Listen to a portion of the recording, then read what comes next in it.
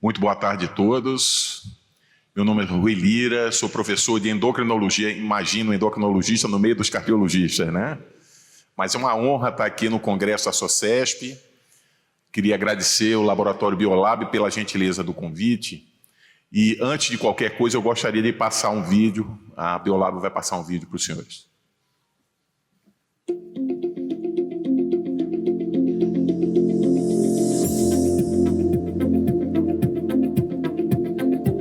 Só esse ABC? Não, eu só tenho hipertensão mesmo. Não, nenhum. Não, eu não tenho, mas eu tenho preocupação porque meu pai teve infarto.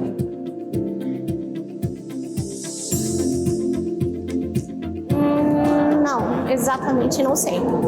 Não, eu tenho essa dúvida sobre o colesterol bom e o colesterol ruim. Isso aí eu não sei, não.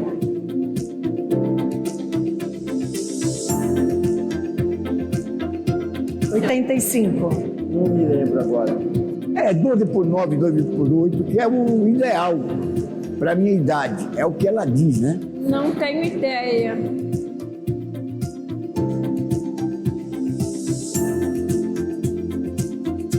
Meu amor, eu não sei.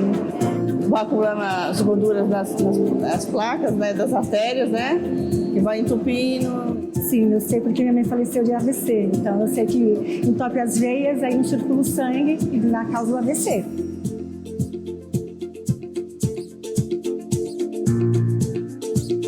Eu comecei a tomar, depois parei. Porque você tomar um remédio, ele dá problema de outras coisas, né? Tem uns efeitos aí colaterais que eu já não quis saber.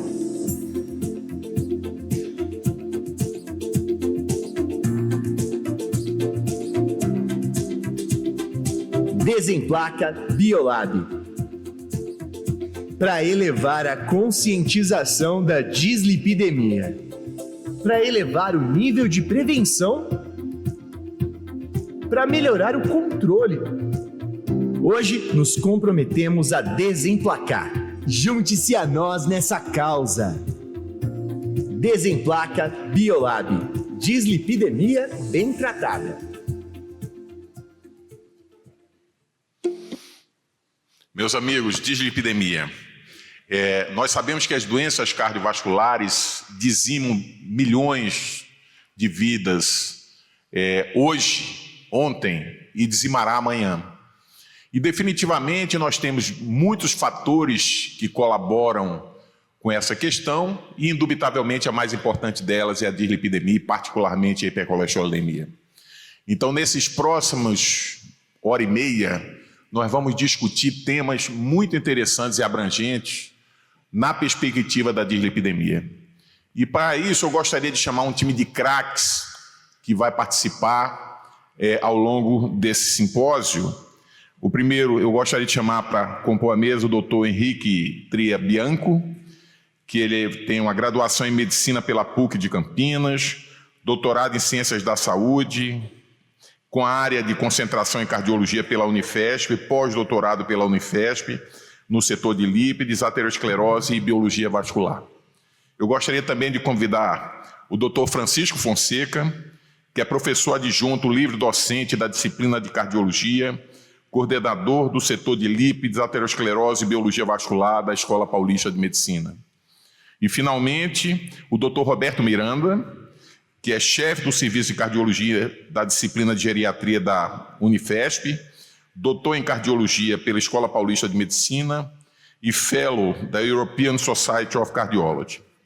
Como disse aos senhores anteriormente, dislipidemia e particularmente a hipercolesterolemia tem uma íntima relação com doenças cardiovasculares e mortalidade cardiovascular. A Biolab, de forma pródiga, lança o programa Desemplaca exatamente buscando a conscientização não só dos colegas que lidam no dia a dia com o tratamento da dislipidemia, como também para os pacientes. Então, queria me congratular com a Biolab pelo lançamento desse interessante programa. Mas voltando à hipercolesterolemia, definitivamente, nós sabemos que é o fator de risco mais comum e o menos monitorado. E nós temos grandes desafios. Nós temos a inércia terapêutica, nós temos o problema de adesão ao tratamento. E quando analisamos especificamente a hipercolesterolemia, por exemplo, nós temos problemas desde o seu diagnóstico, estratificação do risco e, finalmente, o seu devido tratamento. E o tratamento continuado. Então, são muitos e muitos e muitos desafios. E eu gostaria de convidar o professor Bianco para nos trazer essa perspectiva de estratificação de risco e tratamento dos pacientes, particularmente naqueles pacientes de risco moderado e, eventualmente, o risco alto para as doenças cardiovasculares. Então, gostaria de convidar o professor Bianco para dar início à sessão, por favor. Deixa eu me ajeitar aqui. Pessoal, boa tarde. Muito legal estar mais uma vez com vocês. Eu não posso me furtar a agradecer a todo o time da Biolab, capitaneado pela incansável doutora Egli Costa, que deve estar por aqui nos assistindo, e mostrar que esse é o tipo de evento, eu diria que mais do que importante, mais do que qualificador, é um evento necessário. E eu vendo esse vídeo que foi colocado há pouco, mostrando que não só nós temos que, na verdade, qualificar os colegas médicos no trato especificamente das doenças cardiovasculares, mas também empoderar de informações os nossos pacientes, né? Não é incomum essas expressões de doutor, eu parei de tomar o remédio porque um tal de doutor famoso aí na internet falou que dava efeito colateral, que causava problemas demenciais, causava outros problemas, e com isso a gente perde a janela terapêutica, perde a oportunidade de tratar efetivamente e adequadamente os nossos pacientes portadores de algum tipo de afecção, não só a dislipidemia, como diabetes e hipertensão. Esses são os meus potenciais conflitos de interesse, mas não os tenho para essa apresentação. Eu gostaria de mostrar para vocês, obviamente deve ser conhecido de todos vocês, porque esse aplicativo, essa calculadora é disponível em ambas as plataformas, tanto do Google como da App Store, que a gente consegue, em alguns passos, estratificar os nossos pacientes, obviamente de muito alto risco, ou que esteja em prevenção secundária, ele já é automaticamente classificado na primeira etapa, mas aqui eu trago um exemplo de um paciente de 58 anos, por exemplo, uma pressão arterial de 128 milímetros, tratado, né? Foi incorporado esse aplicativo, incorporou aquilo que a gente faz também na estratificação de risco para outros aplicativos, não fumante, não tomava estatina, e obviamente se o paciente toma estatina tem um fator de correção, e esse paciente em específico tinha um risco intermediário. E aí, qual é a atitude que nós temos que fazer para esse tipo de paciente de risco intermediário? Quais são não obstante mudança de estilo de vida, dieta, etc., mas se eu, obviamente, entender que esse paciente merece um tratamento farmacológico, quais são as opções terapêuticas de uso de estatina? Então, vocês vejam que tem desde a lovastatina até culminando com a rosuvastatina, mas passando pela pitavastatina na dose de 2 a 4 miligramas. E quais são as métricas, quais são as metas para esse tipo de paciente? Então, como eu falei para vocês, o paciente de muito alto risco, com doença manifesta, ou doente de alto risco, quer seja diabético ou não, risco intermediário ou baixo, a gente consegue classificar em 2 grandes grupos, né? Aqueles pacientes que já fazem uso prévio de estatina, ou aqueles pacientes que têm uso prévio dessa medicação. Mas, basicamente, as nossas metas devem ser focadas para reduzir LDL e colesterol. Vamos lembrar que LDL é uma partícula de baixa densidade, densidade é aquela relação matemática de massa sobre volume, né?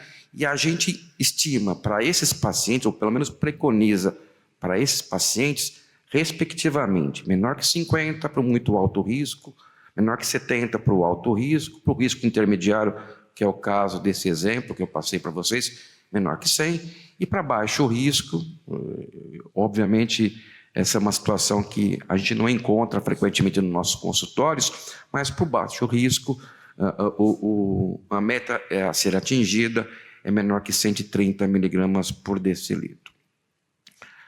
Alguns ensaios clínicos, especificamente 47, quase 50 ensaios clínicos, dentre eles 5 foram randomizados, o restante, tipo antes e depois, avaliaram a eficácia, a efetividade da pitavastatina. Englobou mais de 5.000 pacientes e mostrando que, assim, ao longo dos anos, nos últimos 15, 16, 18 anos, eu não tenho as publicações mais recentes, há uma crescente publicação incorporando a pitavastatina, a estatina específico, né, nas grandes publicações, mostrando que ela é efetiva e principalmente segura na redução daqueles nossos objetivos primários, que é a redução do LDL e também, quiçá, na redução dos triglicéridos. Essa é uma publicação, possivelmente já conhecida de vocês todos, tem mais de 10 anos, mostrou que a pitavastatina, ela, teoricamente, ela é mais eficaz não só para reduzir o LDL, mas também para aumentar uma partícula de alta densidade, que são as partículas de HDL. Esse estudo comparou a pitavastatina na dose de 2 mg contra a atorvastatina, e vocês podem observar que houve uma redução, além da redução do LDL, teve um aumento das partículas significativamente, das partículas de mais alta densidade e as partículas de HDL.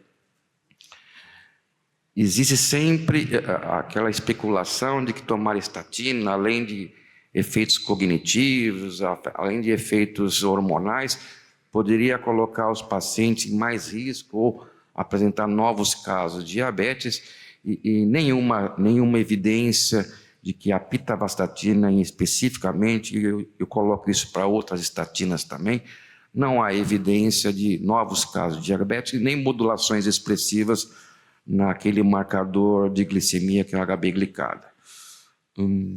HDL baixo, eu citei isso para vocês, que é uma característica específica da pitavastatina, também está relacionado aos maiores riscos dos grandes desfechos de forma independente dos níveis de triglicéridos. Eu mostro para vocês que isso é aplicado tanto para doença cardiovascular, e esses ajustes foram feitos em quintis, mesmo após correção para alguns outros fatores de risco, incluindo os níveis prévios de LDL, permaneceu efetivo no aumento da HDL. Quando eu especulo a troca de uma estatina por uma pitavastatina, por exemplo, houve aumento significativo da partícula HDL, aquela partícula de alta densidade, mesmo comparando com os pacientes que já tomavam previamente estatina, com uma outra estatina, Atorva, Sinva ou Rosuva, e principalmente aumento da partícula de HDL colesterol. E por que é importante? Qual que é o mecanismo de ação em que está implicado aumentar a HDL? A HDL indubitavelmente inibe a aterosclerose, modula de forma positiva os processos inflamatórios e também modula a oxidação das LDLs. O HDL faz uma intermediação no transporte reverso, né, eliminando, fazendo o clearance dessas partículas, né, promove também uma melhora da função endotelial e tem como talvez uma característica muito importante a ativação plaquetária, que é reduzida quando eu aciono o HDL para fazer todas essas remoções dos scavengers, dos receptores de remoção de colesterol. Existe um efeito anti-inflamatório extremamente importante, e ele é, obviamente, dose dependente, né? HDL também inibe a morte celular programada, né? A apoptose induzida em células beta pancreáticas pela interleucina 1 beta ou pela glicemia. Existem também alguns outros efeitos, que eu diria efeitos pleiotrópicos ou anti-inflamatórios ou antiproliferativos, principalmente para a expressão de algumas proteínas de prenilação, mostrando que existem alguns registros mostrando que quando eu suspendo uma estatina em paciente em fase aguda, não obstante ele receber um tratamento fibrinolítico, angioplastia primária e todos os outros as medicações, quando eu suspendo na internação, existe a longo prazo, a médio e longo prazo, uma piora da função ventricular esquerda, porque eu inundo o endotélio de substâncias e partículas inflamatórias, né, mediadas principalmente pelaquela cascata de proteínas Rho, proteínas Ra, enfim. A idade, o colesterol, das lipoproteínas, também foi avaliado num antigo estudo do PROCAN, tem mais de 15 anos, né, mostrando realmente a implicação de LDL elevado e HDL baixo nos grandes desfechos cardiovasculares. Existe diferença entre as estatinas? Existe, não só pelas suas lipofilidades ou hidrofilidade, mas principalmente a pitavastatina tem um anel que permite essa estatina não seja tão metabolizada pelas enzimas hepáticas, pelos citocromas hepáticos, especificamente o CYP3A4, né? E tem um metabolismo praticamente nulo pautada pela CYP2C9 e pela CYP2C8. E por que existe isso? Esse anel, ele não se agrega efetivamente a essas isoformas, permitindo que, na verdade, ela tenha uma meia-vida maior e, principalmente, pode ser utilizada naqueles pacientes que é aquele que nós atendemos no consultório, polimedicados, que é o paciente que, além de dislipêmico, ele está em prevenção secundária, então ele usa um antiplaquetário, ele é um hipertenso, ele usa um IECA, um BRA, ou ele é um diabético, né, como o doutor Rui posteriormente vai conversar com vocês, ele usa outras medicações que usam essas mesmas vias farmacológicas. Isso se dá pela adição de um anel ciclopropil, que é a característica dessa estatina, que é a pitavastatina. Aqui mostrando para vocês alguns receptores que a gente chama de OATP, né? Ele tem disponibilidade de vários receptores, né? Por isso que ele pode seletivamente incorporar a pitavastatina nos seus hepatócitos, né? Transformando o mevalonato em lactona e posteriormente as suas ações metabólicas e antilipêmicas. Aqui mais uma vez mostrando vias alternativas de metabolização utilizando esses OATPs, facilitando, na verdade, a polifarmácia, que é aquilo que a gente encontra nos nossos pacientes. Eu acho que eu tenho mais uns minutinhos, né? A pitavastatina também é bem tolerada pelos pacientes que previamente foram taxados de intolerantes, né? Vocês observam que nessa revisão de quase 4.000 prontuários de pacientes, uma clínica privada nos Estados Unidos, conduzidas em 3 clínicas, na verdade, né, na Flórida, foram identificados 250 pacientes que, desde junho de 2010, tinham um histórico de intolerância a pelo menos 2 estatinas, né? E vocês observam que, de forma interessante, esses pacientes que eram taxados intolerantes às estatinas, eles foram incorporados, eles fizeram parte, posteriormente, de outros estudos com a pitavastatina, e, na verdade, eles não apresentavam esses índices de intolerância, quer seja muscular ou quer seja renal. Esse é um diapositivo que eu gosto muito, publicado recentemente, numa revista de farmacologia, que eles tentaram, baseado em algumas determinações genéticas, verificar quem eram os pacientes que tinham mais intolerância, eu digo intolerância muscular, né? Então, eles dividiram em 3 grandes grupos, né? Grupo de risco cardiovascular, baixo, médio ou elevado, intermediário, enfim, e grupo de risco que tinham alterações genotípicas, né? Para ser intolerante a algum tipo de estatina. E vocês observam que nessa revisão de quase 4.000 prontuários, a pitavastatina também foi utilizada e com sucesso, sem grandes eventos adversos, naqueles pacientes que primariamente eram intolerantes a algum tipo de estatina que não fosse a pitavastatina.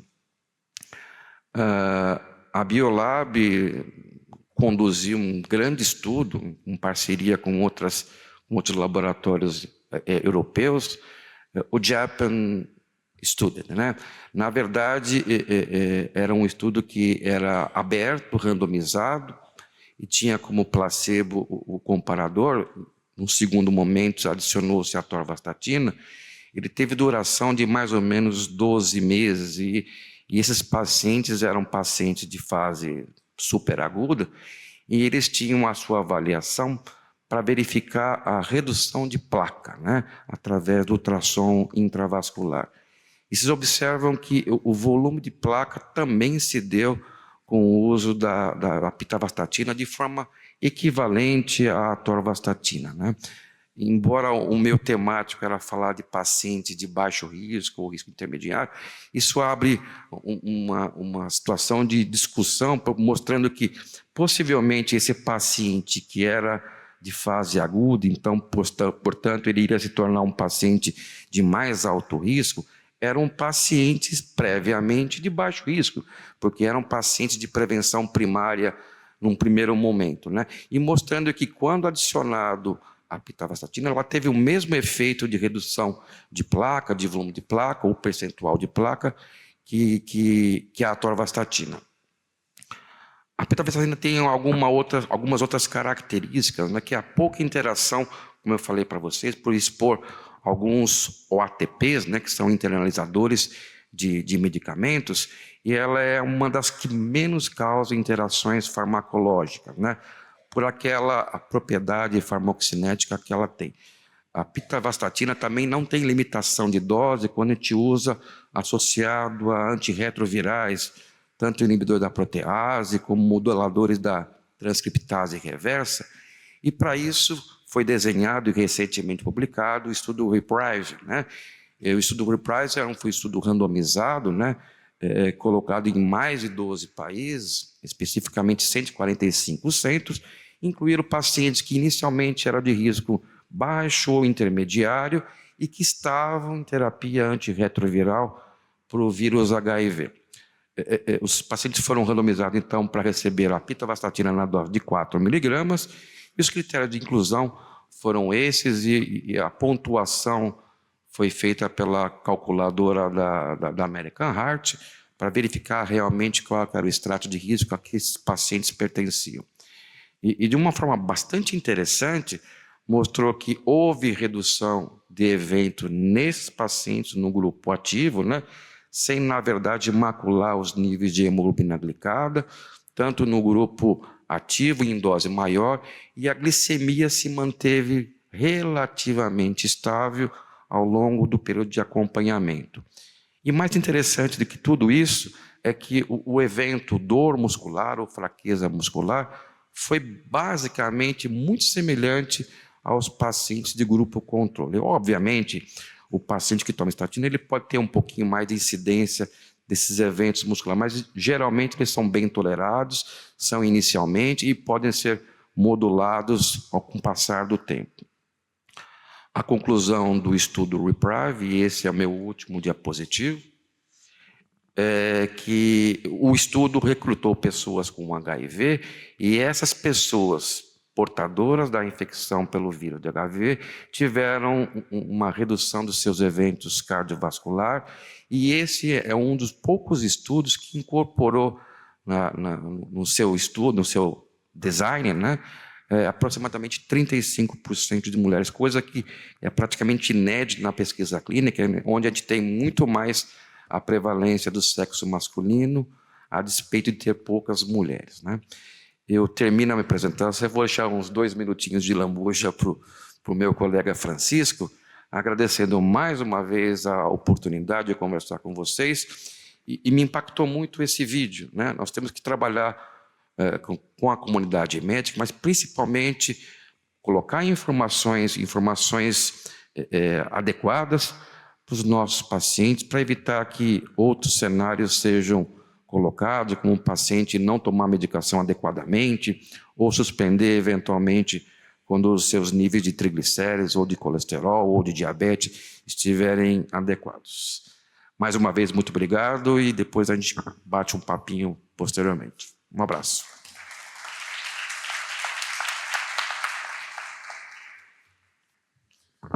Obrigado, doutor Bianco, pela excelente apresentação. Mas nós já tivemos, através da sua apresentação, a exata noção dos desafios que nós temos, desde o diagnóstico, estratificação de risco e tratamento. E aí nos deparamos muitas vezes com a chamada inércia terapêutica. Me permitam trazer um dado aqui dos pacientes portadores de diabetes, que nós buscamos, por exemplo, controlar muito bem a glicose, a pressão e o perfil lipídico. 7% dos pacientes conseguem o êxito de ter os 3 fatores devidamente controlados. Se a gente vai para a hipercolesterolemia como um todo, só 25% dos pacientes conseguem reduzir e manter os níveis adequados do LDL. E olhe, muitas vezes com a utilização de estatinas em doses máximas e muitas vezes até em associação com a ezetimiba. Entretanto, esses pacientes, um grupo de pacientes continua subtratado. E eu diria o que fazer para esses pacientes, quais são os desafios? Uma vez que nós temos um paciente, nós sabemos de uma forma muito clara que manter o paciente nos alvos terapêuticos salva vidas. Então eu gostaria de convidar o Dr. Fonseca para exatamente nos dizer o que fazer, qual o passo adiante quando nós temos um ótimo tratamento, por exemplo, paciente de muito alto risco, e apesar do ótimo tratamento, esses pacientes continuam subtratados. Dr. Fonseca, por favor. Obrigado, Rui. Muito boa tarde a todos. Eu acho que a terapêutica clínica vive um estado de graça porque a gente tem muitas possibilidades de controlar bem os pacientes. Falta implementação plena das ferramentas que a gente tem, mas hoje a gente consegue mudar esse cenário de tão poucos pacientes dentro de metas de glicemia, de pressão arterial ou de dislipidemia. Eu vou falar para os pacientes que têm um risco cardiovascular alto ou muito elevado, pacientes que podem receber uma medicação como evolucumab e falar um pouco das evidências, benefícios, subgrupos de pacientes que têm um benefício maior. Meus potenciais conflitos de interesse. Bom, a aterosclerose começa muito cedo na vida. Na verdade, recém-nascidos de mães hipercolesterolêmicas já nascem com estrias gordurosas nas aortas. Com 1 ano de idade, 50% dos bebês têm essas lesões, com 10 anos todos têm. E, logicamente, dependendo de fatores ambientais e genéticos, vai ter um desenvolvimento mais acelerado ou não da aterosclerose. Mas, independentemente se você tem um paciente que ele é fumante, hipertenso, diabético, o combustível que leva à expansão do volume do ateroma e predisposição à ruptura e complicações é o colesterol. Então, mesmo que haja vários outros fatores de risco presentes, que também devem ser bem tratados, quando você reduz o LDL, você diminui o impacto desses outros fatores de risco. Existe, através de métodos de imagem, hoje novos aspectos que nos trazem a impressão de que tipo de lesão que complica. E, através de métodos de imagem, foi sendo demonstrado que, geralmente, antes de uma das principais complicações relacionadas ao infarto com supra de ST, que é a oclusão total do vaso, é a ruptura da placa. E num país como o nosso, onde não se faz uma prevenção primária adequada, geralmente, muitas vezes, a primeira manifestação da doença é o infarto agudo, e esses pacientes que não fazem prevenção primária, geralmente têm ruptura da placa. Mas se existe uma expansão da placa, como é que ficam aqueles conceitos da placa vulnerável? Eu posso ter uma placa pouco obstrutiva e que complique. Então veja esse diapositivo com cuidado. Todos esses pacientes evoluíram para infarto do miocárdio. Quando vocês veem aqui mais à esquerda, pacientes que fizeram uma angiografia coronária meses ou mesmo anos antes de ter um infarto do miocárdio, o valor médio é em torno de 36% de estenose do vaso. Os que fizeram uma angiografia 3 meses antes do infarto agudo do miocárdio já pula para 59%. Os que tinham um CAT 1 semana antes era em torno de 71%. Praticamente o mesmo grau de estenose dos pacientes que têm um infarto agudo e fazem angiografia nessa situação. O que isso sugere em conjunto? Que, logicamente, existem condições de vulnerabilidade de placas, complicações, existem outros mecanismos de síndrome coreana aguda, como erosão endotelial, mas um número substancial de pacientes tem uma expansão da placa precedendo a sua ruptura. E isso nos traz a noção de que é possível prevenir, porque hoje nós sabemos que nós podemos evoluir essas lesões ou diminuir a progressão das lesões. Os primeiros estudos com tomografia, com coronariografia quantitativa, né, o QCA, mostravam que tratamentos hipolipemiantes da época menos efetivos diminuíam a progressão da placa, mas quando surgiram estatinas potentes, como a Torv e rosuvastatina, foi demonstrado que pode haver regressão da aterosclerose, e ela é tanto mais provável quanto mais baixo o nível de LDL alcançado. Outro detalhe que nós aprendemos com meta-análises desses grandes estudos é que o benefício na redução de desfechos vai se ampliando ao longo do tempo. Com uma redução modesta de 1 milimol, 39 miligramas por decilitro no LDL, no primeiro ano eu tenho 11% de redução de desfechos.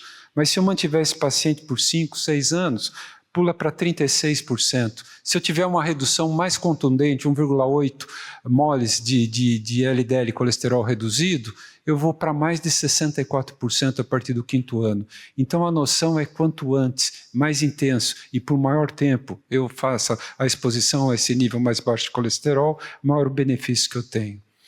Também as diretrizes estão mudando.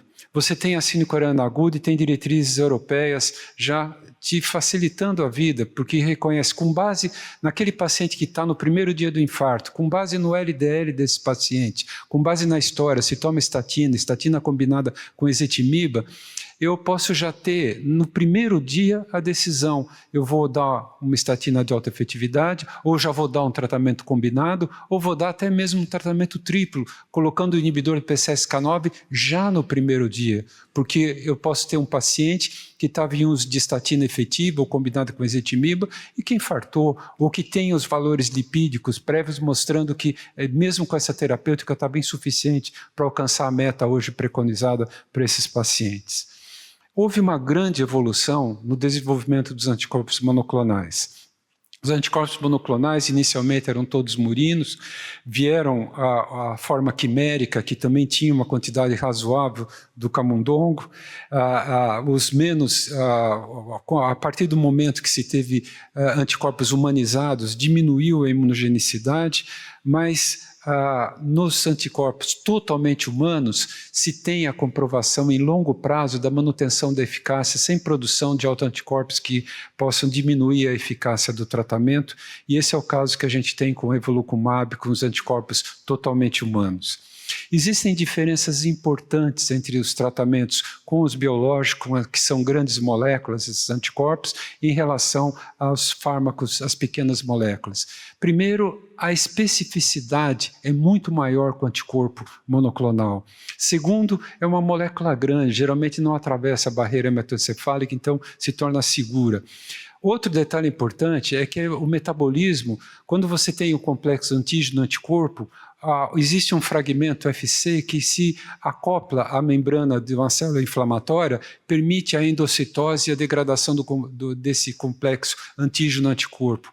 E aí eu não dependo da via hepática, não dependo da via renal, eu posso dar esse medicamento com segurança para pacientes renais ou pacientes com doença hepática, e a chance de interação farmacocinética é praticamente inexistente, porque eu não tenho metabolismo via citocromos. Como é que funciona? Qual a importância da PCSK9? A PCSK9 é produzida primeiramente no fígado, é liberada na corrente circulatória. O anticorpo ele vai atuar exatamente com o antígeno da PCSK9, né, a nível da circulação, sem nenhum efeito celular. Então eu tenho uma segurança muito grande, eu não espero eventos adversos celulares com o uso do anticorpo monoclonal.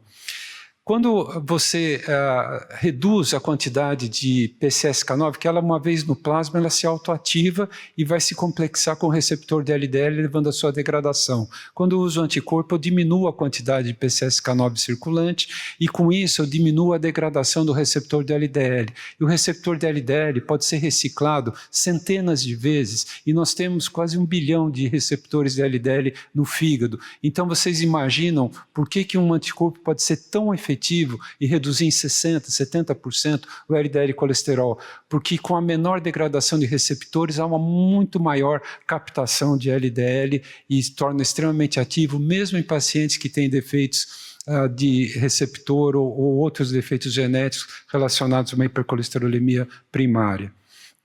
e o tratamento hipolipemiante mais intensivo oferece benefício adicional? Eu trago dados do estudo Glagov, um estudo de ultrassom intracoronário em pacientes coronarianos já extensamente tratados com estatinas ou estatina com ezetimibe, em média por 3 anos. E a pergunta é, se eu reduzir mais o LDL nesses pacientes já bem tratados, eu vou ter benefício em termos de involução adicional do volume do ateroma? Com o uso do evolocumab nessa população, houve uma redução dentro do esperado ao redor de 60% no nível de LDL. E os pacientes que receberam o evolocumab tiveram redução significante do volume percentual do ateroma, que é o critério mais rígido de involução das lesões, porque leva em conta também o diâmetro do vaso. Houve, em média, 6 milímetros cúbicos de redução do volume do ateroma. No subgrupo de pacientes com LDL menor que 70, tratado com estatinas, e que atingiram um valor médio de 25 miligramas por decilitro de LDL, houve 81% de pacientes com regressão do volume do ateroma. Então, hoje nós temos possibilidade de mudar a história natural desses nossos pacientes. E quais seriam os pacientes que têm maior benefício com o uso dessas terapias com reduções mais acentuadas do LDL?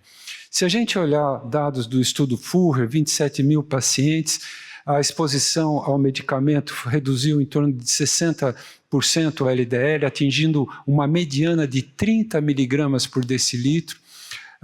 Reduziu desfechos cardiovasculares, objetivo primário em 15%, foi bem tolerado e seguro. Objetivo chave secundário, morte cardiovascular, infarto ou AVC, redução de 20%. Mas existiram subgrupos com maior benefício absoluto. Embora não houvesse heterogeneidade entre quem tinha infarto há menos de 2 anos ou há 2 anos ou mais, o efeito existiu para ambos os grupos, a gente vê que quem tem um infarto mais recente tem uma taxa de recorrência de eventos muito maior. A gente tem vários registros, norte-americano, europeu, REACH mesmo, mostra que praticamente 5% dos pacientes no primeiro ano ou morrem, ou têm AVC, ou têm um novo infarto recorrente. E esses pacientes de maior risco, o infarto mais recente, o benefício foi absoluto, foi maior, um NNT de 35. Pacientes que têm doença multivascular, multicoronária, é outro subgrupo de pacientes que tem uma taxa de eventos maior e também pode ter um benefício maior. E aqui, esse subgrupo teve um benefício significantemente maior, um NNT de 29, um benefício absoluto de 3,4%. É uma população que tem maior risco absoluto de eventos. E existem subgrupos de pacientes com notável efeito do evolocumab. Esses pacientes que têm doença arterial periférica. Havia um grupo grande de pacientes com doença arterial periférica no estudo Furrer.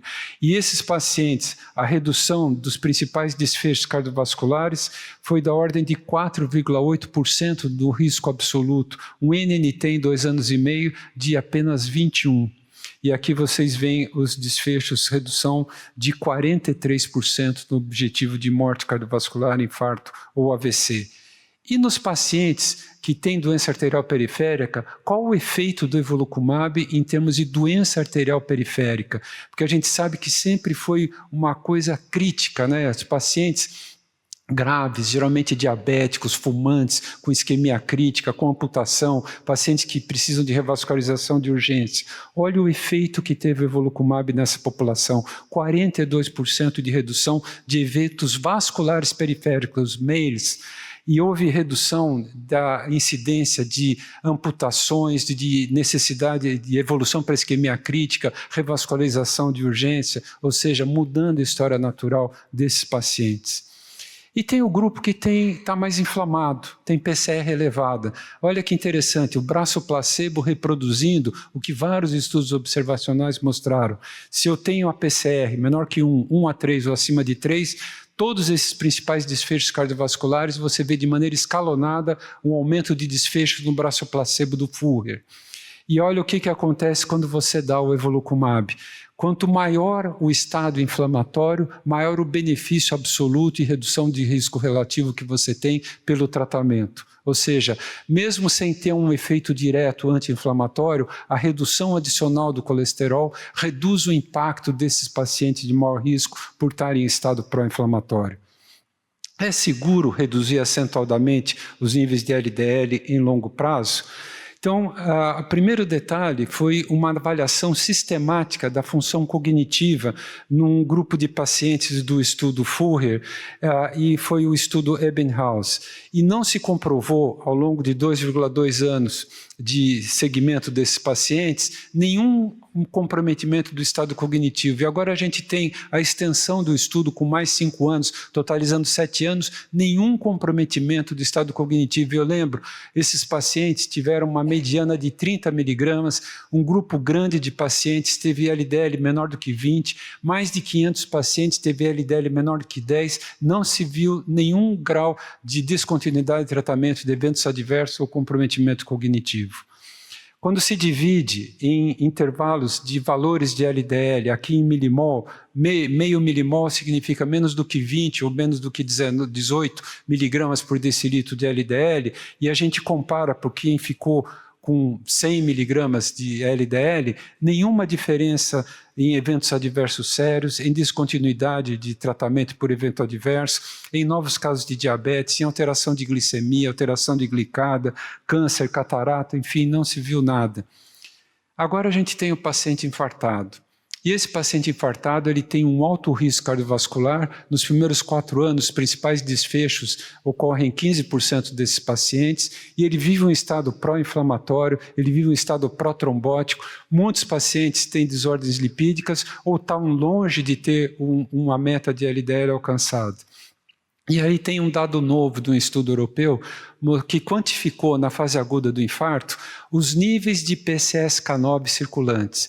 E quanto maior o nível da PCSK9 circulante, que é ativada na síndrome coronariana aguda e potencializada esse aumento, inclusive pelo uso de estatina, você tem maior agregabilidade plaquetária. E ao longo de 1 ano de evolução desses pacientes, aqueles que estavam com o tercio superior em termos de níveis de PCSK9 tiveram uma taxa de eventos quase 8 vezes maior de desfechos cardiovasculares principais. Razões disso é que a síndrome coronária aguda se associa ao aumento da PCSK9 e a PCSK9 por vários mecanismos pró-inflamatórios, pró-trombóticos e relacionados à oxidação de LDL também propiciam a desestabilização de placas. Lembrando que os pacientes que têm uma síndrome coronariana aguda, durante semanas ficam com excesso de citocinas pró-inflamatórias circulantes, principalmente interleucina 6, e isso está relacionado à mobilização de células inflamatórias, incorporação de linfócitos dentro de placas, causando desestabilizações desses pacientes.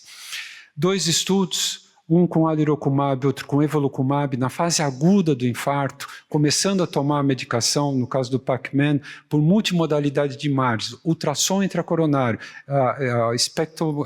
espectroscopia e tomografia de coerência óptica, foi possível demonstrar, ao longo de 1 ano de evolução, ambos os braços recebendo rosuvastatina 20 miligramas, e aí um braço recebendo o inibidor PCSK9, outro recebendo placebo do inibidor PCSK9.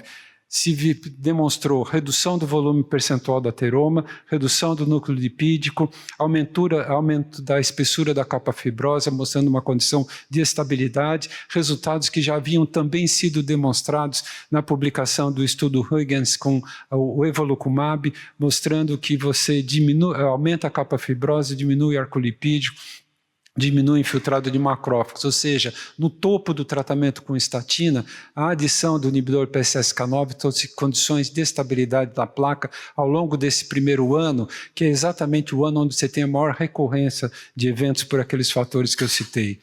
E é seguro a gente reduzir expressivamente o LDL e colesterol em relação à incidência de diabetes, né? Primeiro que o subgrupo de pacientes com diabetes tem maior risco absoluto de eventos e tem um benefício muito grande, como listado aqui, uma NNT de 37. Mas não houve, com a redução acentuada do LDL, nenhuma evidência de novos casos de diabetes, não houve aumento da glicemia de jejum, tanto em diabéticos como não diabéticos, nem da hemoglobina glicada. E quais as principais diferenças entre o anticorpo monoclonal anti-PCSK9 e um pequeno RNA de interferência voltado para a neutralização da PCSK9? O mecanismo do pequeno RNA de interferência é um mecanismo celular. Ele é uma dupla fita que você tem um grupamento de aminoaçúcar, isso direciona para o fígado, para um receptor específico. Dentro da célula hepática, essa fita se separa, uma vai inibir o RNA, outra vai degradar o RNA mensageiro que codifica a PCSK9, vai menos proteína ser formada no complexo de Golgi e ser exportada na circulação. Com isso você tem redução dos níveis circulantes de PCSK9 e com isso você tem menos degradação do receptor da LDL. Nos estudos, em termos de efetividade, ambos os fármacos, tanto o inibidor PCSK9 quanto o pequeno RNA de interferência, se mantêm ao longo do tempo efetivos, e quando a gente compara o grau de redução de LDL, a gente vê, mesmo no estudo Orion, que, em geral, com pequeno RNA de interferência, você tem reduções da ordem de 44%, 45%, e com o inibidor da PCSK9 por anticorpo monoclonal, que foi testado, o evolucumab, essa redução é um pouco maior, é em torno de 61%. E agora, outra diferença importante é que nós estamos em curso com os estudos de segurança e de desfecho com pequena RNA de interferência. Mas nós já temos o estudo do evolucumab, inclusive na sua extensão por até 7 anos de exposição ao tratamento. Depois daqueles 2,2 anos, onde teve os resultados do estudo Fourier, ambos os braços passaram a tomar o evolucumab e foram acompanhados por até 7 anos, então mais 5 anos de seguimento. E o que se viu é que quem começou primeiro a tomar a medicação, em longo prazo, ainda ampliou esse benefício, apesar dos 2 braços estarem tomando a medicação. Houve uma redução de 20% nesse período, de 2 a 7 anos, a mais no braço que começou anteriormente a tomar a medicação, então para morte cardiovascular, infarto ou AVC.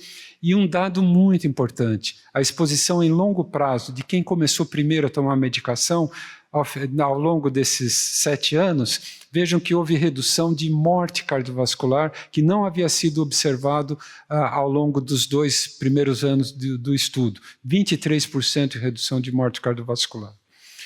Para concluir, complicações da aterosclerose coronária estão associadas com expansão da placa aterosclerótica. Métodos de imagem mostram que terapias de polipementos efetivas regridem a aterosclerose a placas mais estáveis. Diretrizes recomendam hoje terapias de alta efetividade no tratamento de pacientes de muito alto risco cardiovascular. Essas diretrizes apoiam o uso de estatinas combinadas com ezetimibe ou inibidores de PCSK9 para alcance de metas. E a mensagem é a redução do LDL. Quanto mais cedo, mais baixo e por maior tempo, melhor. Muito obrigado pela sua atenção.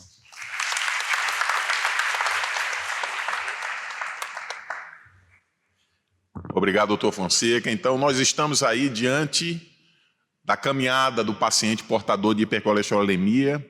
Nós tivemos aqui a discussão dos pacientes de risco baixo e, sobretudo, intermediário, e passamos por risco alto ou muito alto. Mas nós temos um problema importante que é a adesão ao tratamento. E uma das questões ligadas à adesão ao tratamento é a presença de eventos adversos. Nós sabemos que a pitavastatina ela reduz drasticamente o risco de alterações musculares quando a gente compara com as outras estatinas. Mas eu queria abranger um pouco mais a minha pergunta e convidar o doutor Miranda para conversar sobre: e naquele paciente que apresenta mialgia, alterações musculares, quando da utilização de estatinas, e que isso pode redundar em redução de adesão ao tratamento? O que é que nós podemos fazer para minimizar esse risco e, com isso, em última análise, aumentar a perspectiva de adesão ao tratamento? Queria convidar o doutor Miranda, que vai nos dar a resposta para essa equação. Obrigado, Rui. Queria agradecer o convite, parabenizar a Biolab por dar essa oportunidade aqui para todos nós discutirmos pontos tão fundamentais quanto esse que a gente colocou. Acho que a última frase do Francisco é perfeita, né? Não apenas o quão baixo a gente chega, mas por quanto tempo a gente consegue manter. E muito legal a história do efeito legado, né? O legado se a gente mantiver por um longo prazo, e obviamente isso é difícil ser demonstrado na prevenção primária, que o Henrique estava falando, mas ela vai existir também. Então, quanto mais precoce a gente conseguir adequadamente tratar esses pacientes, melhor vai ser no longo prazo. Bom, a coenzima Q10, longa conhecida de muitos da gente aqui, há muito tempo atrás, houve alguns lançamentos, houve talvez até um certo exagero no que seria o posicionamento dela em termos de doença ou de saúde cardiovascular, mas ela só contextualizando a coenzima Q10, ela também é chamada de ubiquinona, sintetizada na membrana interna da mitocôndria. E ela está presente praticamente em todas as células do corpo humano, que fabrica aproximadamente 500 miligramas por dia, e dessa fabricação há um declínio natural com a idade. Até vários animais, além de todas as células, como eu chamei a atenção, vários animais também têm a presença. Qual o papel dela? Principal é produção de ATP, ele é um antioxidante lipossolúvel, o único antioxidante endógeno lipossolúvel, e tem outras várias funções descritas na literatura. Eu vou apresentar aqui alguns dados de estudo clínico, no final vai estar o meu e-mail, quem quiser qualquer um desses estudos, eu fico à vontade fique à vontade para me mandar o e-mail, eu devolvo com as referências. Bom, a deficiência dessa coenzima, da ubiquinona, pode acontecer em várias situações clínicas. Doença mitocondrial, doença cardiovascular, insuficiência cardíaca, por exemplo, é bem notório, diabetes, câncer, sepse, etc. Os sintomas são variados, não é um sintoma específico, mas tem muita relação com fadiga muscular, com dor muscular, com fadiga geral, menor tolerância ao exercício, além de quadros outros, como até mesmo convulsão está descrito. Bom, a deficiência, então, ela pode ter relação com doenças congênitas, ação das estatinas, a gente já vai mostrar o porquê, ou níveis baixos relacionados à idade, e essa deficiência, então, pode aumentar estresse oxidativo ou dar sintomas por diminuição do metabolismo energético. Eu acho que para quem está interessado a estudar um pouquinho mais sobre a ubiquinona, essa revisão publicada no JACC em 2021, acho que é muito interessante, é um bom ponto de partida para a gente estudar melhor isso. E aqui está a descrição, a demonstração, né? A função essencial da coenzima Q10 na bioenergia celular é porque ela media a transmissão de elétrons para a fosforilação oxidativa, que vai levar, então, em última instância, à produção do ATP, e como a gente sabe, ele vai ser tão mais importante quanto maior o metabolismo daquele órgão. Então, daí, um sintoma frequente está relacionado ao tecido muscular. Relacionado tanto com dor, desconforto, fadiga, fraqueza e com câimbras também. Além disso, dos sintomas musculares, há a importância do músculo cardíaco propriamente dito, relacionada tanto ao relaxamento como à contração. Muito bem, aonde que está a relação das estatinas com a produção da ubiquinona? Se a gente lembrar a metabolização, a estatina bloqueia exatamente a HMG-CoA redutase, a enzima, né, CoA redutase. Com isso, eu diminuo a formação da coenzima E para ácido mevalônico, que em última instância, além da produção do colesterol, vai levar à produção da ubiquinona. Então, o mesmo bloqueio vai levar à diminuição de produção dos dois, e daí seria a explicação por que a deficiência endógena de coenzima Q10.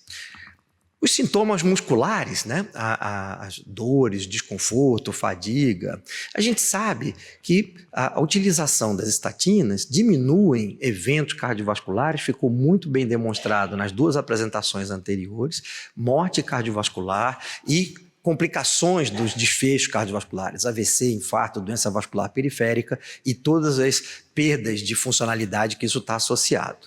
A gente sabe que as estatinas têm uma associação com sintomas musculares, não obrigatoriamente relacionada, não uma relação direta. Vários estudos questionam isso, por isso o termo que já o Henrique já citou no começo, chamado SAMS, que é sintoma muscular associado à estatina. Para não dar, porque como ele não é completamente compreendido, para não haver uma relação direta, uma caracterização que é causado pela estatina.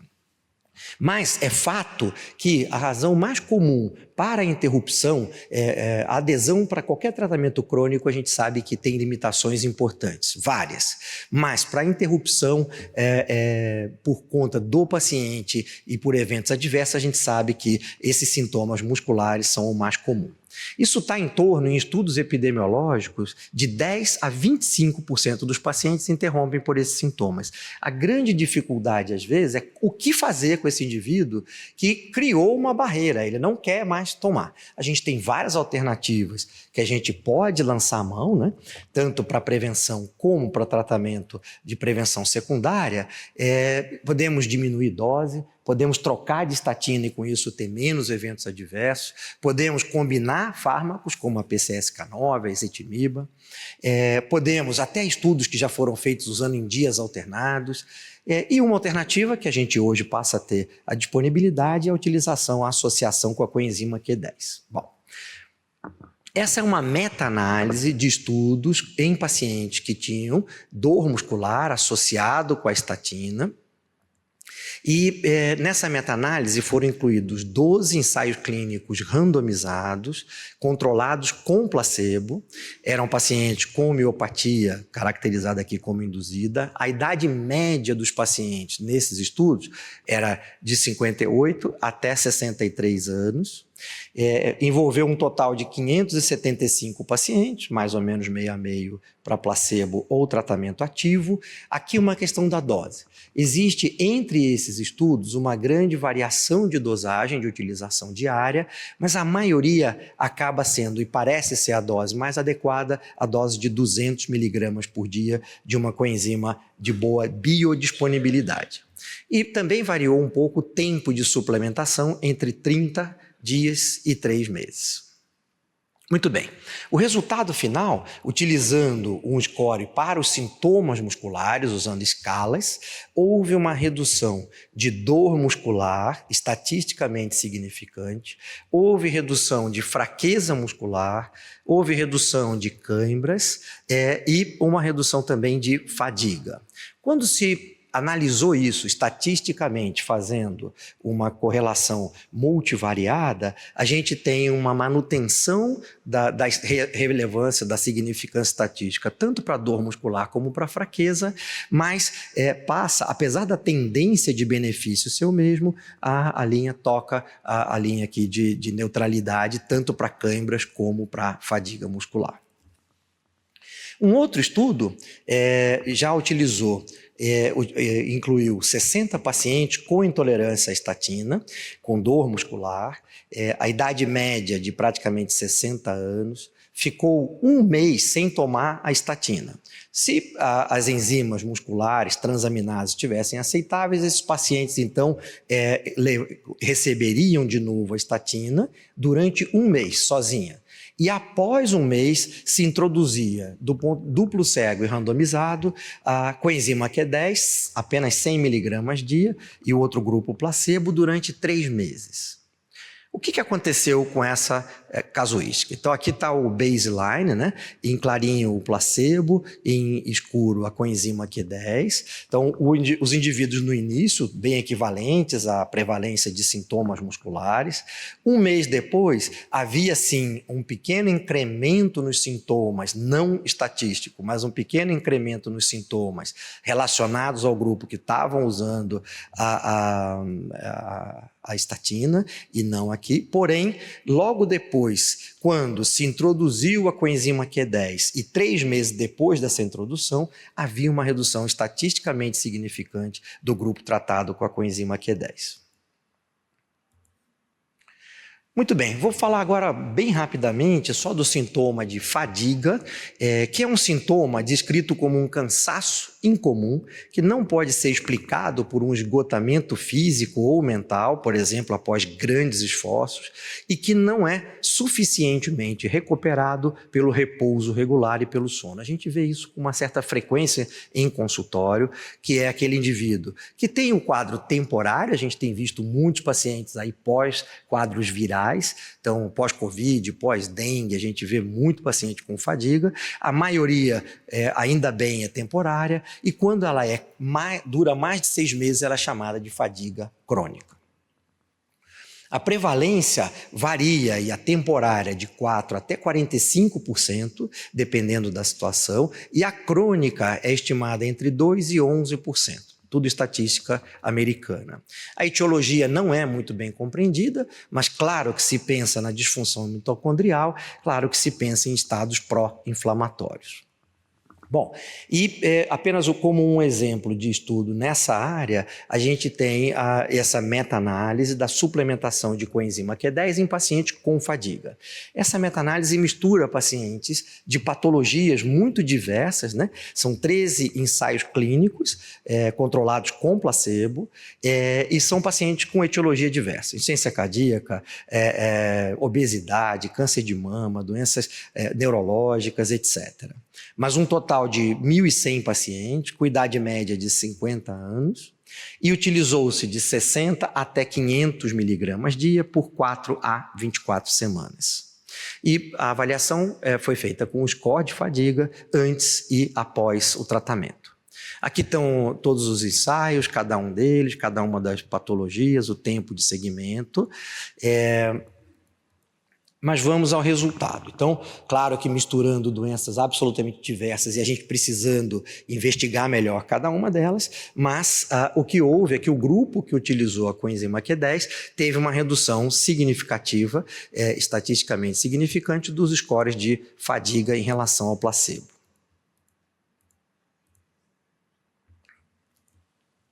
Muito bem, então a suplementação da maioria fica entre 100 e 400, 200 seria a média, é ativa por via oral, a concentração máxima é atingida em 6 a 8 horas, uma meia-vida maior do que 24 horas, maior que 30 inclusive. As reações adversas, elas são muito pouco frequentes, e muito leves. A maioria das descrições tem a ver com tubo digestivo, com distúrbios do apetite ou da função intestinal. Insônia e tontura foi relatado, mas tem estudo, por exemplo, que se utilizou, comparado com placebo, doses de até 1.200 miligramas em pacientes neurológicos, e não houve diferença em relação ao placebo em eventos adversos. Interação farmacológica, praticamente nenhuma. A única que é discutível seria com a varfarina. Então, uso da varfarina, vamos ficar atento para poder monitorar de perto logo depois o INR, como a gente faz com qualquer fármaco que a gente utiliza.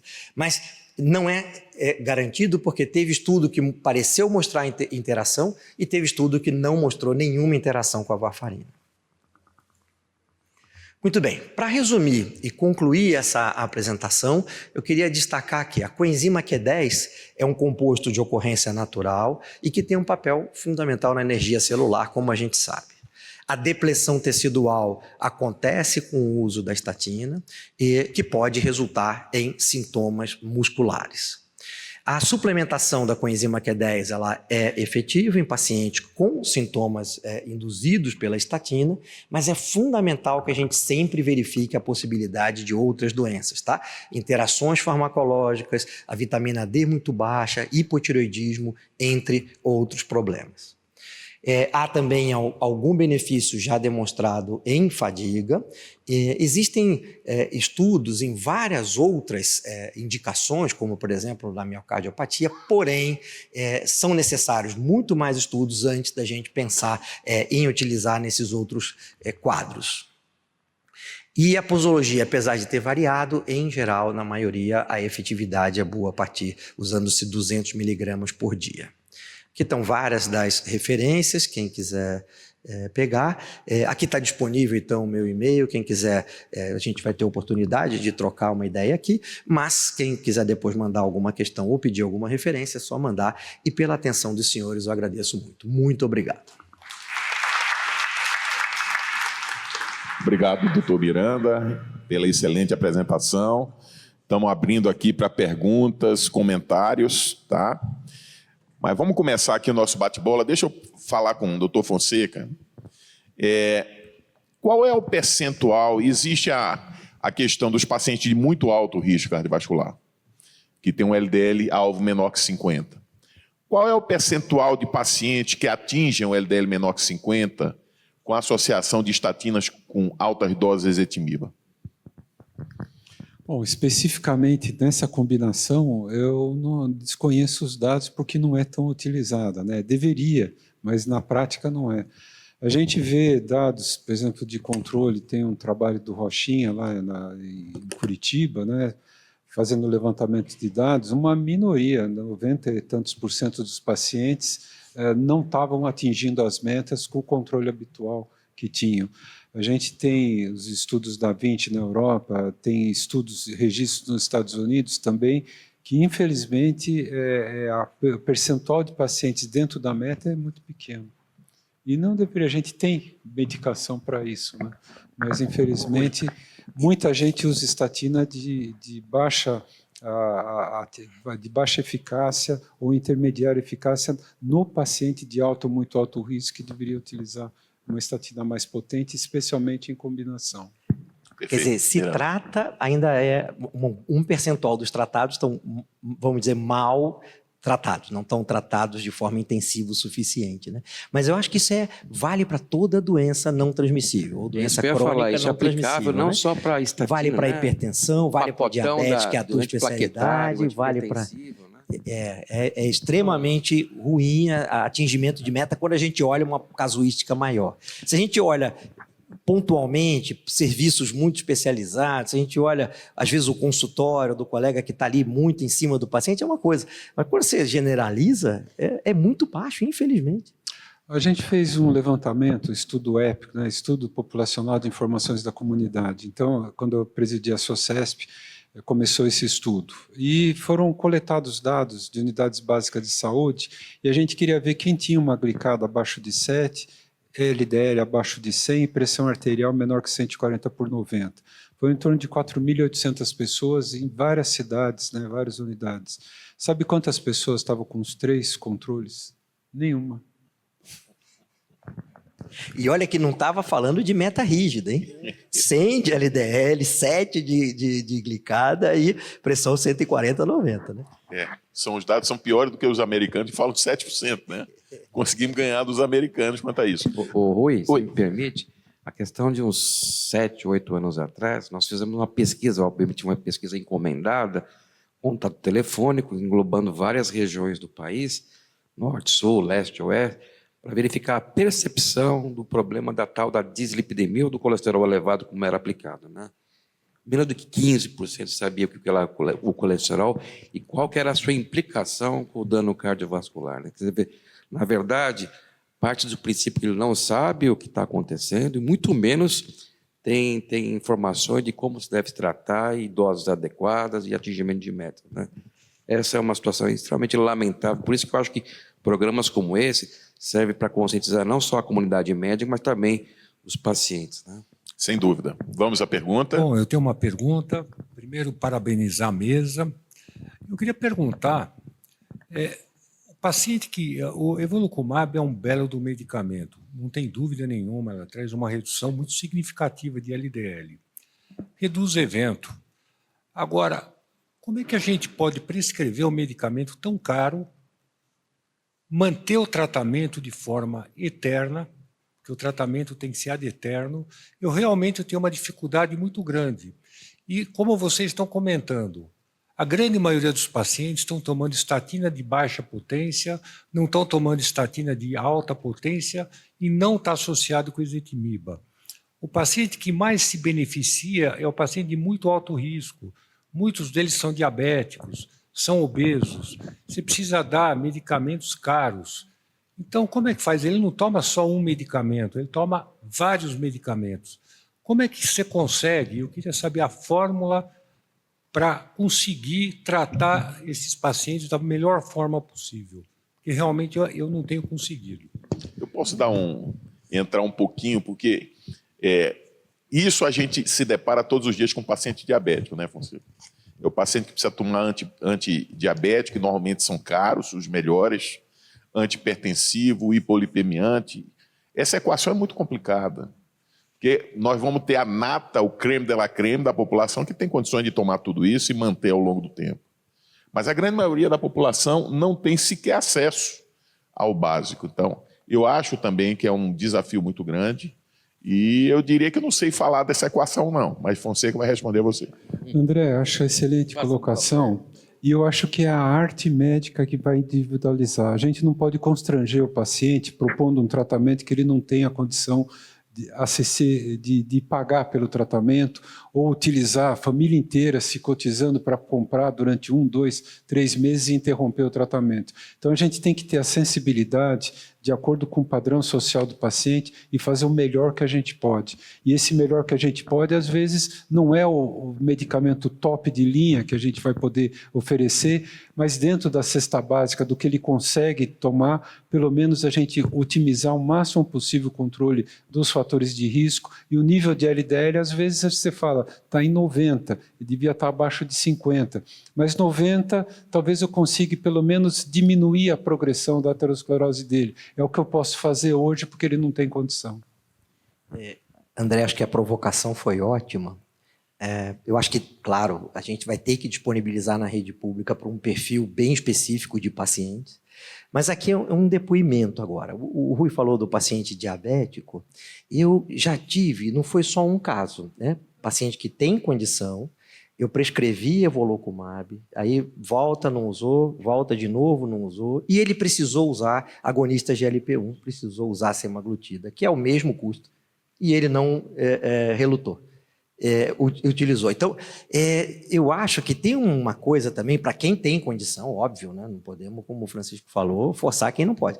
Mas existe alguma coisa lá dentro do paciente que a gente tem que sensibilizá-lo. Então, o conhecimento, como foi aqui os casos anteriores, né, o desconhecimento ou o conhecimento enviesado que, às vezes, infelizmente, colegas nossos aí na grande mídia, nas mídias sociais, fica propagando, mas ele tendo a perspectiva da importância daquilo, né, não só que precisa perder peso, não só mas assim, ele talvez tenha uma adesão melhor. Foi muito engraçado acontecer isso. Foram 2 ou 3 casos que, não toma, não toma. Quando foi uma coisa que impactaria ali, não só em glicose, mas em peso, eles aderiram. Na verdade, essa é a grande questão. O que é que acontece com os agonistas receptores de GLP-1? Muitas vezes eles vão direto na farmácia e compram. Eles sequer passam para o médico, por quê? Porque é a história da perda de peso que impacta e que as pessoas buscam. Então, eu diria, André, que é fundamental, e está muito dentro do que a gente está discutindo aqui nesse simpósio, o médico, ele ganhar, eu não digo perder tempo, não, é ganhar tempo com o paciente, colocando de forma muito objetiva o que é que ele vai ter de benefício fazendo o uso continuado, por exemplo, do inibidor de PCSK9. O que é que ele vai ter de ganho? O que é que ele vai ter de prevenção de doença cardiovascular? Agora, claro que isso para aquele paciente que tem condições. A gente não pode bater na tecla naquele paciente que não tem, porque não tem jeito. Entendeu? E, infelizmente, é o que a gente faz. E eu faço muito a comparação, Fonseca, com o que acontece hoje nos alvos terapêuticos da obesidade. Na época que eu formei, o objetivo para todo paciente era atingir o MC de 25, ponto parágrafo. O que é que as sociedades médicas no mundo todo colocaram? Não. Se você perder 5 a 10% do peso e manter esse peso perdido, você já é considerado bem-sucedido. Por quê? Porque esses 10% de perda vão traduzir-se em saúde para esse paciente.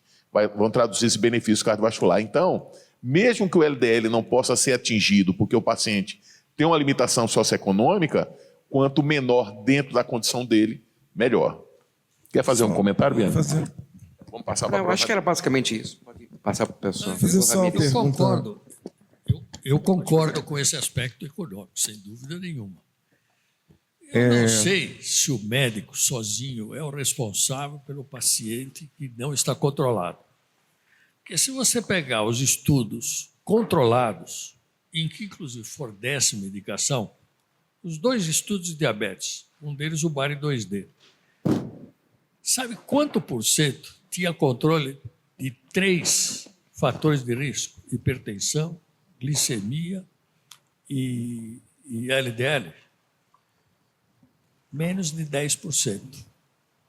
Recebendo medicação, controlando, com o dia certo para ir para a consulta, para ver se estava tudo ok.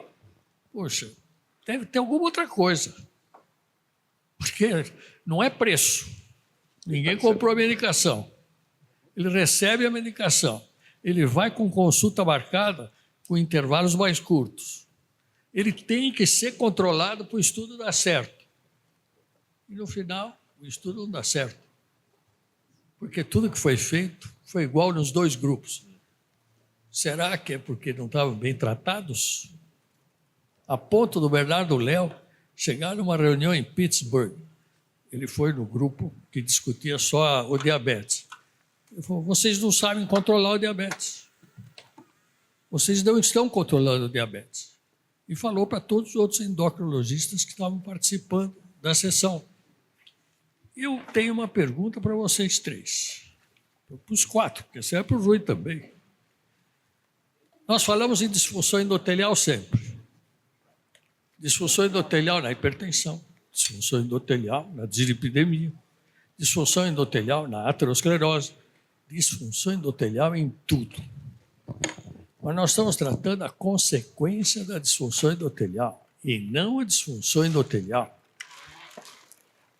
Numa guerra, você põe um batalhão aqui e enche de arame farpado na frente, para não ser invadido. A artéria perdeu o arame farpado dela. Ela está exposta. E nós estamos tentando, com a medicação, impedir que o batalhão contrário invada. Será que nós vamos ter grande sucesso? Não é ser contra o tratamento, mas será que nós estamos dando o tiro errado? Estamos deixando de tratar aquilo que seria o mais correto, pôr a proteção na frente do endotélio? Eu acho que todo tratamento deveria envolver a melhora da biologia vascular, melhora do endotélio, diminuição de inflamação, proteção de órgãos-alvo, redução da velocidade da onda de pulso. Então, não basta ter um parâmetro, eu sou hipertenso, eu vou dar um diurético e vou controlar a pressão desse indivíduo. Vai sempre ter um risco residual grande, porque é pró-inflamatório, não melhora a função endotelial. Se eu posso dar um bloqueador do sistema de angiotensina, eu vou estar melhorando a função endotelial, vou estar inibindo o processo de aterosclerose, e assim vai com agentes antihiperglicemiantes e toda a combinação de medicamentos. Eu acho que a gente deveria levar muito em conta a biologia vascular e tentar restaurar as propriedades fisiológicas do vaso, à medida que a gente vai incorporando tratamentos, devia escolher fármacos que tenham perfil de proteger mais o vaso e colocar o arame de volta nas artérias. Quer comentar alguma coisa? Não, uma perguntinha. O professor já falou tudo, eu acho que é basicamente isso. Eu acho que o Roberto... Eu acho que assim, quanto mais precoce a gente começa, melhor, mas a tal da medicina baseada em evidência às vezes pode atrapalhar, né? Porque para eu ter evidência de que intervir da forma que for, de medida medida farmacológica, precocemente, eu tenho uma complicação enorme para poder demonstrar esse benefício, provar que vale a pena fazer isso, mas concordo plenamente que a gente está dando tiro de canhão lá atrás, quando a coisa já está explodindo, né? E a gente poderia estar com um arsenal muito mais tênue, só que muito mais precoce, né? Muito boa colocação, acho que até porque, né, Ramírez, os estudos eles sempre pautam em desfechos duros, né? Desfechos de grande impacto, mortalidade, AVC, infarto. Mas a gente precisa entender também que os desfechos intermediários, né? Por exemplo, melhora da função endotelial, melhora do controle de algumas situações prévias aos desfechos duros, né? Eu acho que essa é uma situação que tem que ser considerada assim. E com relação à medicação e preço que o André falou, a gente mexe muito com vaidade nos pacientes, né? Por exemplo, a obesidade é algo que impacta a vaidade do indivíduo, né? Então, possivelmente, se ele puder, ele não questiona preço de medicação. Veja esses remédios anti-obesidade, né? Quando você taxa o paciente de hipertenso, diabético e tal, é como se você colocasse um carimbo nesse paciente, né, André? Eu sou doente, né? Então eu tenho que tomar remédio. Então ele questiona, inclusive, preço de remédio similar, etc, etc. Quando você mexe com vaidade, com a possibilidade de você perder peso, talvez, se ele tiver condições, ele não questiona tanto o tratamento mais caro. Né? Mas só para botar um azeitezinho nessa história, você sabe o período médio que um paciente usa, por exemplo, um agonista receptor de GLP-1? 2 a 3 meses. E tem que ser um tratamento crônico. Então as pessoas até começam, ficam buscando a perda de peso, mas o tempo de uso do medicamento é muito curto. Então é um outro problema, a adesão ao tratamento ao longo do tempo, né? Uma pergunta? A pergunta, eu sou Alexandre Malais de Vitória. Eu trabalho muito com residente, como acho que a maioria dos colegas aqui, médico residente, né, de cardiologia, e dentro do contexto assim, do SUS, das universidades, a gente passa todo dia praticamente com pacientes que a gente chegou lá, a gente só tem a Torva até 80 miligramas para usar, com estatina de alta potência na prevenção secundária, e é frequente o residente chegar para a gente que, quando o paciente infartado está lá com 70, 80 de LDL, ele sempre fala, doutor, que pena que a gente não tem aqui no SUS o inibidor, né, de PCSK9, etc. E eu observo muito assim, eu não vejo nenhum residente falar para mim, por exemplo, a PCR ultrassensível desse paciente aqui está de 10, o LDL está de 70, 70 e pouco. Eu não vejo o pessoal muito ligado na questão do risco residual inflamatório. Por exemplo, não chega nenhum residente para mim e fala assim, doutor, por que a gente não usa colchicina para esse doente? A LDL está de 70, a gente não tem como usar o inibidor de PCSK9, e a gente tem evidência robusta, por exemplo, com colchicina para reduzir o risco residual inflamatório, uma que custa R$10 a caixa, e ninguém me pergunta isso, entende? Então, eu não sei se isso para vocês é a realidade aqui em São Paulo, o que vocês veem também. Mas a gente tem drogas baratas e que não tem assim, uma grande propaganda, que funcionam muito bem, como a colchicina, e custa R$10 a caixa. Eu queria que vocês falassem um pouquinho desse contexto de custo e de remédios também que são baratos e que funcionam. Bom, o grande problema, talvez uma limitação, perdão, Francisco, dos estudos com a colchicina, o Lodoco, o Cocote, é que eles não dosaram efetivamente a PCR, né? Eram pacientes ou em prevenção, todos de alto risco, ou na fase superaguda, ou pacientes anginosos, mas, na verdade, talvez por questões econômicas, não dosaram a PCR. Mas, obviamente, mostrou que para essa população que não tem a contraindicação, a colchicina deve ser utilizada, a não ser em pacientes com clearance muito rebaixado, onde não há evidência de efetividade na redução dos grandes desfechos. Acho que o Francisco queria complementar. Durante muito tempo, a gente considerou, a gente vem defendendo o conceito da aterosclerose, doença inflamatória, diabetes, doença inflamatória, hipertensão, doença inflamatória, doença renal crônica, doença inflamatória. Só que a gente não sabia que marcadores, que vias de sinalização celular estavam envolvidos para ter o melhor tratamento anti-inflamatório. A gente sabia que, por exemplo, mudar o estilo de vida, perder peso, fazer atividade física, dieta saudável, alguns medicamentos, como bloqueadores de histamina e angiotensina, têm efeitos anti-inflamatórios, estatinas têm efeito anti-inflamatório. A gente sabe que agonistas de GLP-1 e inibidores da SGLT2 têm efeitos anti-inflamatórios. Mas, nesses últimos anos, ficou mais evidente que a via que determina elevações da interleucina 6 parece ter um papel causal na aterosclerose. Eu vejo a colchicina, infelizmente, eles não fizeram a dosagem de PCR como o Henrique comentou.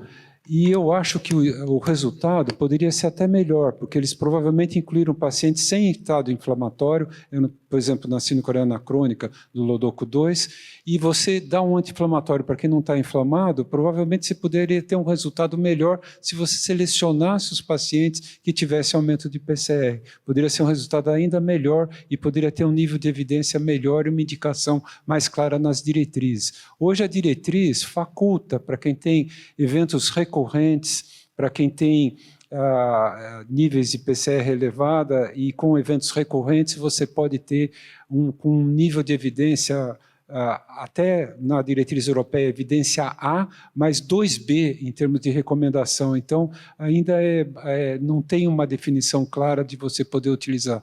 Nos estudos com a colchicina, quem teve função renal abaixo de 60 não teve benefício.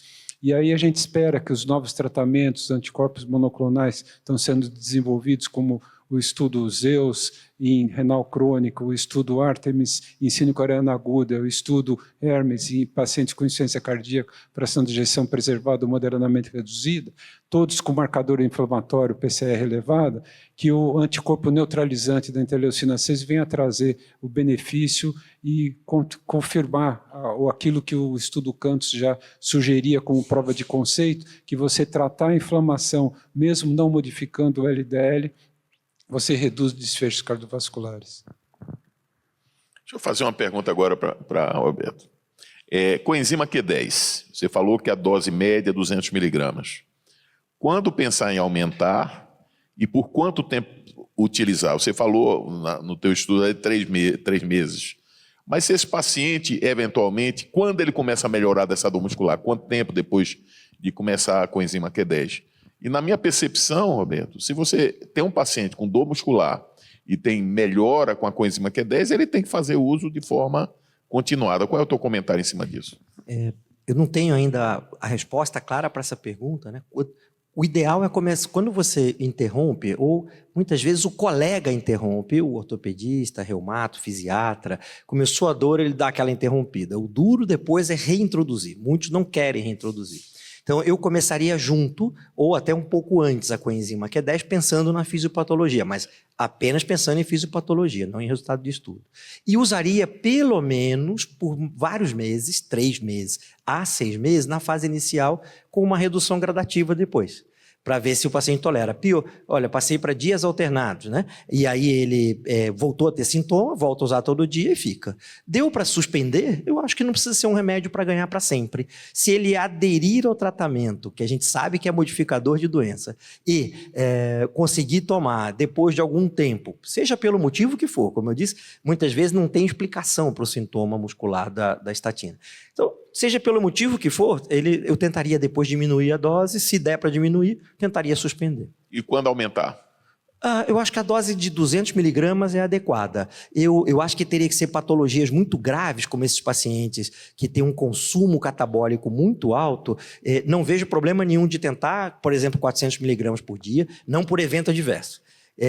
Agora, eu teria dificuldade de garantir, mas eu acho que se esse indivíduo não tolerou, você poderia tentar, não tolerou a estatina, no caso da estatina, poderia tentar 400. E em casos de fadiga, por alguma doença crônica grave, eu também acho que vale a pena tentar. Eu trago essa questão, não é muito o foco da nossa discussão, mas que algumas doenças, elas se acompanham de redução, como você colocou. Hipertiroidismo, redução da coenzima Q10. Diabetes, redução de coenzima Q10. Algumas doenças do neurodegenerativas, doenças hipofisárias. Então, nós temos uma gama relativamente grande de situações em que a gente tem redução de coenzima Q10. Eu acho que tem um grupo que precisaria ser melhor estudado. Com base nos dados do Biobanco inglês, num segmento de 13 anos, eles viram o seguinte, com base no estudo dinamarquês, pessoal do grupo de Copenhague, eles viram que pacientes que têm um excesso de triglicérides, que pode ser avaliado por metabólise, o triglicéride metabolizado em glicerol e ácido graxo livre.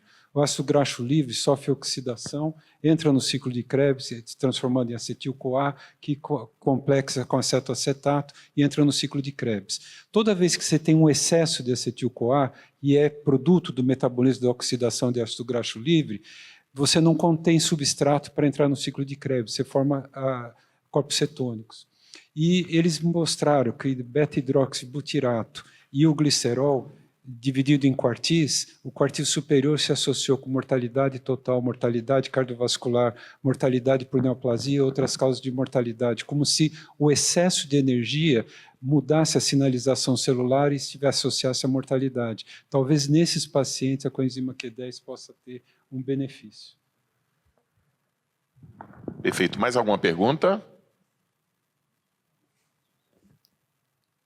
Vamos discutir um casinho clínico aqui, que eu queria ouvir a opinião dos amigos para a gente finalizar. Mulher de 47 anos, com risco cardiovascular intermediário, pratica atividade física regularmente, vida ativa nos aspectos profissionais e pessoais. Apresentou nos exames resistência insulínica, além de LDL acima da meta. paciente sem histórico de tratamento prévio com estatinas. Quais as peculiaridades desse paciente? O que fazer para esse paciente? Começa, Bianca. A bola é sua.